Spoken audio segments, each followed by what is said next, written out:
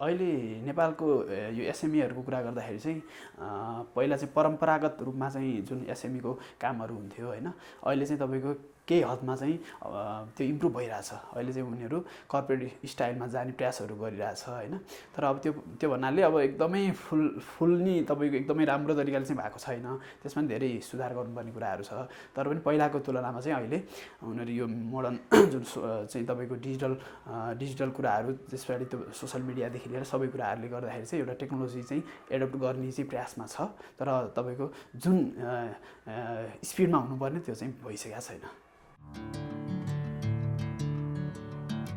पहिलाको तुलनामा चाहिँ भइरहेछ सर होइन, किनकि अब तपाईँको ट्याक्सको लहरूदेखि लिएर होइन सबै कुराहरूले चाहिँ उनीहरूलाई चाहिँ कर्पोरेट अथवा ट्रान्सपेरेन्सीमा चाहिँ उनीहरूलाई चाहिँ जानलाई अगाडि प्रेसर दिइरहेछ होइन। तर जुन लेभलमा हुनुपर्ने त्यो चाहिँ भइसकेको चाहिँ छैन हाम्रो अनुभवमा चाहिँ।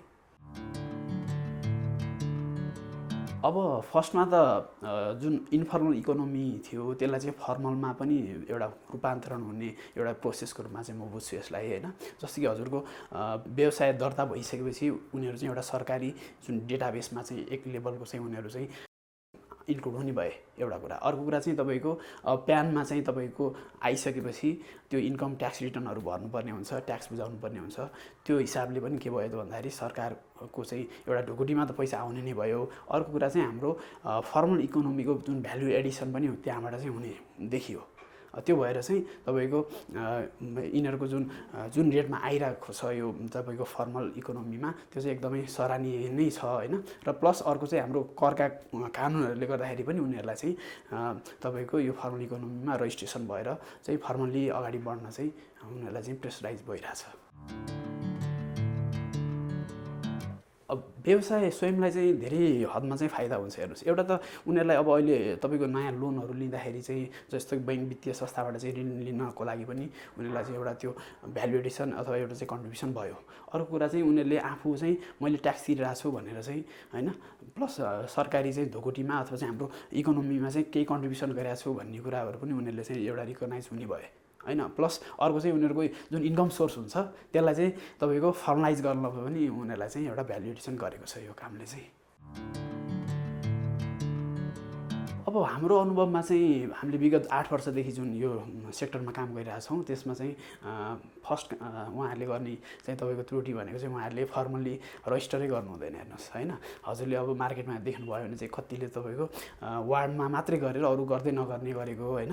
अनि प्लस ट्याक्समा जाँदै नजाने गरेको। प्लस अर्को कुरा चाहिँ तपाईँहरूको ट्रान्जेक्सन जुन थ्रेसहोल्ड हुन्छ हाम्रो त्यो 30 लाखभन्दा बढीको चाहिँ गयो भने भ्याटमा नजाने, त्यस्तो केसहरू अनेक छ एउटा केस होइन। अनि त्यसरी अरू कुराहरूमा चाहिँ तपाईँको उहाँहरूले चाहिँ ब्याङ्किङ ट्रान्जेक्सन चाहिँ नगर्ने, प्रायः क्यास ट्रान्जेक्सनहरू गर्ने।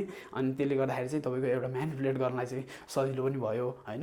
अनि त्यसपछि तपाईँको अर्को चाहिँ उहाँहरूले गर्ने गल्ती भनेको चाहिँ उहाँहरूले चाहिँ प्रोपर खाताहरू चाहिँ राख्नु हुँदैन। अकाउन्टिङ सिस्टमहरू चाहिँ उहाँहरूको एउटा चाहिँ परम्परागत रूपमा चाहिँ परम्परागत ढर्रामा चाहिँ उहाँहरूले चाहिँ एउटा कागजमा लेखेर त्यसरी चाहिँ मेन्टेन गरिरहनु भएको छ होइन। त्यो चाहिँ उहाँहरूको चाहिँ हामीले देखेको चाहिँ एउटा त्रुटि भनौँ होइन। त्यसलाई चाहिँ तपाईँको डिजिटल्ली अथवा चाहिँ हाम्रो एउटा प्रोपर अकाउन्टिङ सिस्टममा चाहिँ उहाँले राख्न नसकेको चाहिँ एउटा त्रुटिहरू चाहिँ हामीले देखिरहेछौँ अहिलेसम्मको हिसाबले। अब फर्स्टमा त उहाँहरूले एउटा प्रोफेसनल चाहिँ तपाईँको विज्ञ होइन, यो चाहिँ तपाईँको फाइनेन्सियल सेक्टर अथवा ट्याक्स सेक्टरमा चाहिँ काम गर्ने एउटा प्रोफेसनल विज्ञको अथवा चाहिँ प्रोफेसनल एक्सपर्टको चाहिँ उहाँहरूले एउटा हेल्प चाहिँ लिनैपर्छ। सुरुमा इनिसियली चाहिँ त्यो कस्ट अलिकति बढी देखिए तापनि लङ टर्ममा चाहिँ तपाईँको त्यो कस्ट एकदम इफेक्टिभ हुन्छ। हेर्नुहोस्, जस्तो कि अहिले हामीले सस्तोको लागि चाहिँ अब हामीले आफ्नो तरिकाले काम गर्ने, तर भविष्यमा चाहिँ अब कानुनको कुराहरू नबुझ्दाखेरि कानुन चाहिँ थाहा नभएर त्यो कहिले पनि एक्सक्युज हुँदैन। हेर्नुहोस् होइन। अनि त्यसरी भोलिपर्सि त्यो कानुन कम्प्लाई नगरेर जुन फाइन एन्ड पेनाल्टी आउनसक्छ, त्यसले अल्टिमेट चाहिँ लङ टर्ममा चाहिँ कस्ट एकदमै धेरै हुन्छ। त्यो भएर उहाँहरूले चाहिँ फर्स्टमा चाहिँ एउटा फाइनेन्सियल एक्सपर्ट अथवा ट्याक्स सम्बन्धी फाइनेन्सियल एक्सपर्ट चाहिँ उहाँहरूले चाहिँ हायर गरेर अनि त्यसको सुझावमा चाहिँ अगाडि बढ्न एउटा फर्स्टमा चाहिँ त्यो म देख्छु उहाँहरूलाई। अनि प्लस अर्को कुराहरू चाहिँ अब ट्याक्स सम्बन्धी कुराहरूमा चाहिँ अब नलेज गेन गर्न चाहिँ गर्नु पऱ्यो, अगाडि बढ्नु पऱ्यो होइन। अब त्यसबाट मेन भनेको चाहिँ मैले फाइनेन्सियल एक्सपर्टको चाहिँ एउटा सहयोगबाट अगाडि बढ्न चाहिँ मैले उहाँहरूलाई चाहिँ अनुरोध गर्छु। त्यसको लागि चाहिँ एउटा त अब व्यवसायको फोरकास्ट पनि गर्न सक्नु पऱ्यो होइन। जस्तै कि अब तपाईँको इकोनोमिकको साइकलहरू चाहिँ बुझ्नु पऱ्यो। अहिलेको हालको कन्डिसनको कुरा गर्नुहुन्छ भने चाहिँ यो रियल इस्टेट सेक्टरमा चाहिँ एकदमै होइन लो स्केलमा चाहिँ कारोबार भइरहेछ होइन। अब आफ्नो सेक्टर आफ्नो चाहिँ बिजनेसको चाहिँ के छ त्यो साइकलहरू बुझेर अगाडि बढ्नु पऱ्यो। अर्को कुरा चाहिँ अब अननेसेसरी चाहिँ तपाईँको फिक्स एसेसमा इन्भेस्टमेन्टहरू चाहिँ कम गर्नु पऱ्यो, मितव्ययिता चाहिँ कायम गर्नु पऱ्यो होइन खर्चहरूमा चाहिँ। अनि त्यसपछि अब ट्याक्सको कुराहरू अब अरू कानुनको कुराहरू पनि बुझ्दै अगाडि चाहिँ बढ्नुपर्छ। अब ब्याङ्क भनेको उहाँहरू चाहिँ प्रोफिटकै लागि काम गर्ने हो। उहाँहरूले चाहिँ ऋण दिने भनेको त्यहाँबाट चाहिँ के रिटर्न आउँछ भनेर चाहिँ उनीहरूले गर्नुहुन्छ, लगानी गर्नुहुन्छ होइन। उहाँहरूले लगानी गरिसकेपछि व्यवसायीले आफूले चाहिँ उहाँहरूलाई चाहिँ कन्भिन्स गराउनलाई चाहिँ विभिन्न चाहिँ बुक्स अफ अकाउन्ट्सदेखि लिएर होइन तपाईँको सबै रेकर्डहरू चाहिँ चुस्त दुरुस्त राख्नु पऱ्यो। र उहाँहरूलाई चाहिँ तपाईँको उहाँहरूले फाइनेन्सियल पर्फर्मेन्स एनालाइसिसहरू पनि गर्नुहुन्छ, एसेसमेन्ट गर्नुहुन्छ। त्यसका लागि चाहिँ प्रोपर डकुमेन्टेसनहरू, प्रोपर चाहिँ बुक्सहरू, रेकर्ड्सहरू चाहिँ उहाँलाई प्रोभाइड गर्न सक्नु पऱ्यो एउटा कुरा। अर्को कुरा चाहिँ उहाँहरूले कर तिरेको छ कि छैन अथवा चाहिँ कानुनी कम्प्लायन्सहरू चाहिँ उहाँहरूले चाहिँ लिगल कम्प्लायन्सहरू चाहिँ भएको छ कि छैन भन्ने कुराहरू पनि उहाँ ब्याङ्कहरू चाहिँ एस्योर हुन खोज्नुहुन्छ। त्यसको लागि चाहिँ व्यवसायीहरूले चाहिँ कानुनी कुराहरूको चाहिँ सबै अनुपालना गरेर चाहिँ अगाडि बढ्नुपर्ने हुन्छ होइन। अनि त्यो कारणले गर्दाखेरि पनि हामीले चाहिँ साना व्यवसायीहरूले चाहिँ स्पेसल्ली अकाउन्टिङको कुराहरू चाहिँ प्रोपर रेकर्ड्स चाहिँ बुक्स र रेकर्ड्सहरू चाहिँ मेन्टेन गरेर प्लस तपाईँको करका कुराहरू चाहिँ सबै परिपालना गरेपछि मात्रै ब्याङ्कहरूलाई चाहिँ कन्भिन्स गराउन सजिलो हुन्छ जस्तो चाहिँ मलाई लाग्छ। अब एज अ चार्टर्ड एकाउन्टेन्टको रूपमा चाहिँ मैले अब मेरो एक्सपिरियन्सको कुराहरू गर्दाखेरि चाहिँ अब सानो व्यवसायीहरूलाई चाहिँ कानुनको कुराहरू जस्तो कि अब तपाईँको व्यवसाय दर्ताको कुराहरू हुन्छ होइन। त्यस पछाडि तपाईँको करका कानुनहरूको कुराहरू हुन्छ होइन। ती कुराहरू चाहिँ उहाँहरूलाई चाहिँ सुझाव दिनु पऱ्यो एउटा कुरा। अर्को कुरा चाहिँ उनीहरूको व्यावसायिक परियोजना हुन्छन् होइन, त्यो चाहिँ अब कुनै ब्याङ्कमा बुझाउनु पर्ने हुनसक्छ होइन। त्यस पछाडि तपाईँको वित्तीय फोरकास्टको कुरा, फाइनेन्सियल प्रोजेक्सनको कुराहरू हुनसक्छ। त्यो कुराहरूमा पनि उहाँहरूलाई चाहिँ सहयोग गर्न सक्ने भयो होइन। त्यस पछाडि मेन भनेको चाहिँ अब कानुनको कुराहरू चाहिँ कसरी कम्प्लाई गर्ने भन्ने कुराहरूमा चाहिँ उहाँहरूले विशेष रूपमा चाहिँ सुझाव दिएर उहाँहरूलाई चाहिँ अगाडि बढाउन चाहिँ सक्नुहुन्छ, सहयोग गर्न सक्नुहुन्छ।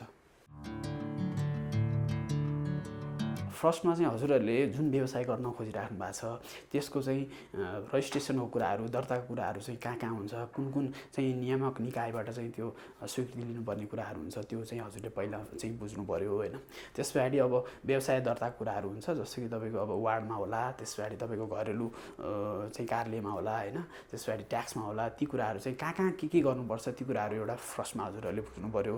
त्यस पछाडि नेक्स्ट कुरा भनेको हजुरहरूले प्लान गर्नुपर्ने कुरा भनेको चाहिँ व्यवसाय कारोबारहरू चाहिँ सबै ब्याङ्क मार्फत गर्नु होला।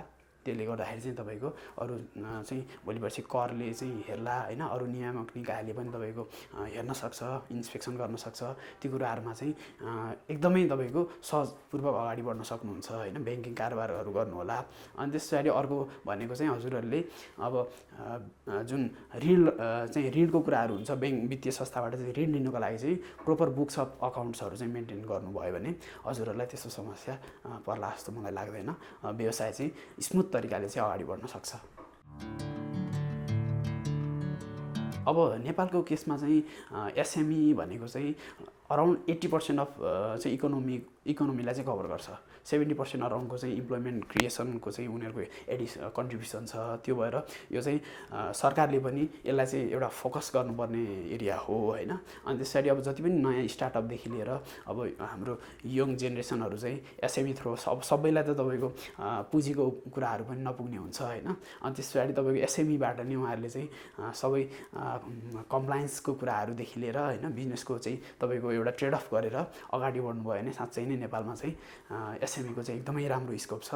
र यो एसएमईलाई नै हजुरहरूले चाहिँ लार्ज स्केलमा पनि जान सक्नुहुन्छ र यसको चाहिँ मैले चाहिँ उज्जवल भविष्य देखिरहेको छु।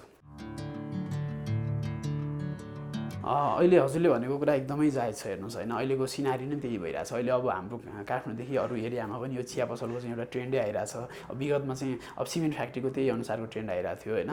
अब यसमा चाहिँ के गर्नु पऱ्यो भन्दाखेरि नयाँ सेक्टरहरू चाहिँ एउटा चाहिँ डिस्कभर पोटेन्सियल सेक्टर जुन हुन्छ नि, त्यसमा चाहिँ हाम्रो युवा उद्यमीहरूले चाहिँ त्यसलाई अलिकति मिहिनेत गरेर अनि त्यसको चाहिँ एउटा चाहिँ नयाँ क्षेत्रहरू चाहिँ तपाईँको इन्भेन्सन अथवा चाहिँ डिस्कभर गरेर अगाडि बढ्नु भने चाहिँ राम्रो हुन्छ। किनकि अब अहिले एउटै सेक्टरमा जाँदाखेरि चाहिँ अब त्यो सेक्टर सधैँ होइन एउटा हरेक कुराको हरेक सेक्टरको चाहिँ एउटा चाहिँ तपाईँको सेचुरेटेड पोइन्ट हुन्छ। हेर्नुहोस् होइन, अब चियाको केसमा पनि अहिले अब लगभग सेचुरेट लेभलमा पुगिसकेको छ।